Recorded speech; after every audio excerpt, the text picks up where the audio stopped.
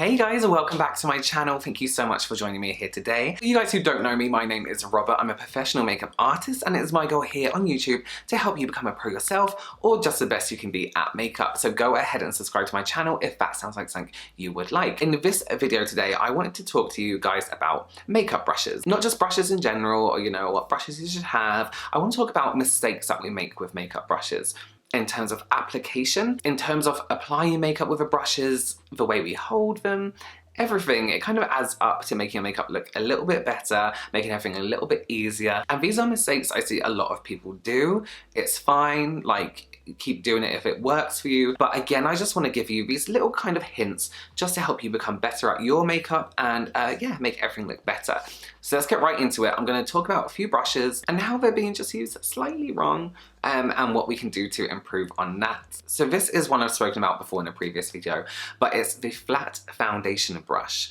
And this is kind of a very underrated brush. I don't really reach for it myself. A lot of people just use it for face masks. And I guess the reason people don't really use it is because it kind of just drags foundation around the face, especially if you're holding it flat against your face and just dragging out this way. If you have one of these, the best way to use it is to team it up with your beauty blender. So start with this brush first. But the way you want to come in with this brush is at this angle. So you're holding this tip right against the skin, literally at this angle, coming in like this.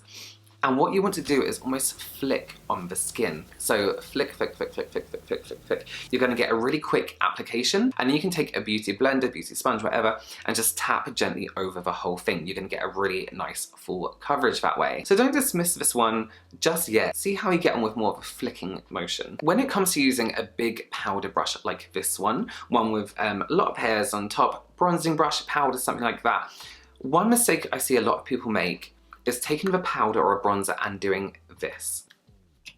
Spiking up the hairs, pushing in really, really hard, trying to load the brush with product. Now that does work, but one thing you're gonna find is that it almost pushes the hairs back into the brush. So if any of you out there have a brush where all your hairs are curving over, some have gone back in, it's gone all patchy, that's because you're applying too much pressure to the brush and to the skin. Ideally, what you want to be doing is either tapping on each side and rotating the brush like this, and then in the top, and then using it gently on the whole face. It's gonna give you more coverage anyway because it's a denser brush, so you don't need to stab it into your product and get all these backwards growing in hairs. It's just not necessary. It doesn't look nice. It ruins your brush, and brushes can be expensive, so let's take care of them. So when it comes to applying eyeshadow, the best kind of application technique is to pat onto the lid. So instead of wiping it around the eye, where you're just moving the product from one part of the eye to the other, or you're kind of almost dulling out that color, by tapping the brush into a product and then tapping that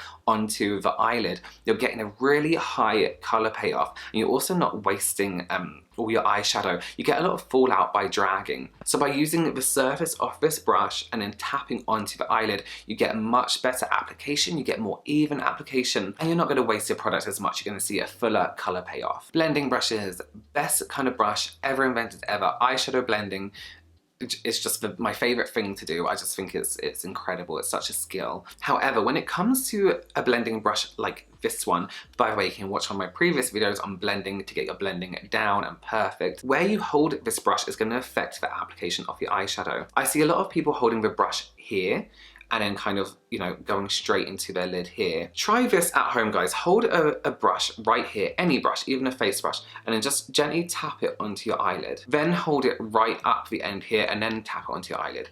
Feel the difference in that pressure that you get. When you're blending, you want to gently blend out and you want to soften the overall look.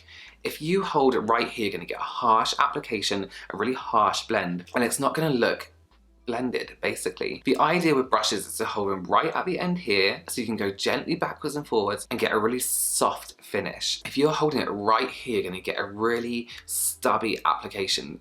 Like literally do this, go backwards and forwards, and you can feel how uncomfortable that is on the eye. My last brush, and it's not really a crazy thing, is mine's got so much hair in it, is an eyebrow spoolie or an eyebrow brush like this. So someone was doing some brows on me not that long ago, and one thing I noticed they were doing was they were holding a brush onto the skin and then dragging in the way they wanted to blend. it hurt, but also that's just moving the product from one place to the other. The best way to use a brush like this is to slightly bend the tip like I have here and come in from this direction and gently feather up and out. You want that brush to leave the skin. If you're dragging, you're just moving. So feather, feather, feather, feather.